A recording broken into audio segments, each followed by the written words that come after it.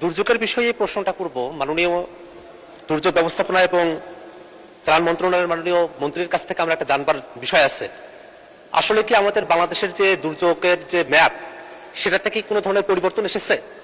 কারণ আমরা দেখলাম যে দুর্যোগ মন্ত্রণালয় থেকে বরাদ্দ করা হলো, সে বরাদ্দটা 30 এপ্রিলে হয়েছে, সেটা শুধুমাত্র সরকারি দলের যারা আসন প্রাপ্ত হয়েছেন তাদের আসনগুলোতে শুধু বরাদ্দটা দেওয়া হয়েছে, বিরোধী দলের যারা আছেন তাদের কারো তাদের বরাদ্দগুলো দেওয়া হয় নাই।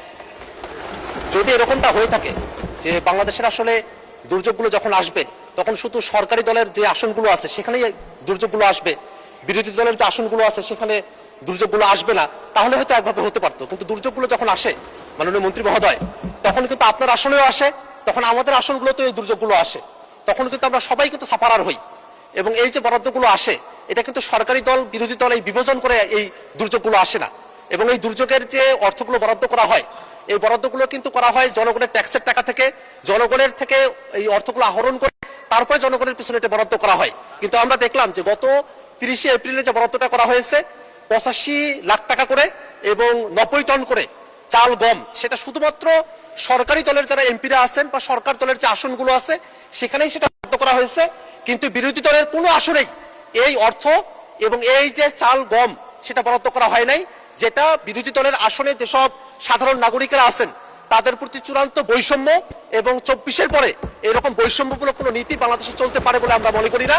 এই কারণে আমরা মাননীয় দুর্যোগ ব্যবস্থাপনা এবং ত্রাণ মন্ত্রণালয়ের মাননীয় মন্ত্রীর কাছে আমরা জানতে চাই যে আসলেই কি বাংলাদেশের দুর্যোগ আসবার ক্ষেত্রে সরকারি দল বিরোধী দলকে বিবেচনা করে আলাদা দুর্যোগের কোনো মানচিত্র তৈরি হয়েছে কিনা, যদি না হয়ে থাকে এই দুর্যোগগুলোকে মোকাবিলা করবার জন্য যে সরকারের তরফ থেকে বরাদ্দগুলো দেওয়া হয় সেই ক্ষেত্রটাতে বৈষম্য দূরীকরণের ক্ষেত্রে দৃশ্যমান কোনো পদক্ষেপ গ্রহণ করা হবে কিনা, এবং কবে নাগাদ বিরোধী দলের যারা আমরা বঞ্চিত হয়েছি, আমাদের আসলের মানুষেরা বঞ্চিত হয়েছে, এই বঞ্চিত মানুষদের বঞ্চনা ঘুচাবার জন্য দুর্যোগ ব্যবস্থাপনা এবং ত্রাণ মন্ত্রণালয় থেকে সমতা ভিত্তিক বৈষম্য দূরীকরণমূলক উদ্যোগ গ্রহণ করা হবে এবং সেটা আসলে দেশের জন্য উপকার হবে, সেই ধরনের পদক্ষেপ কবে গ্রহণ করা হবে সেটা আমরা মাননীয় মন্ত্রীর কাছে জানতে চাই।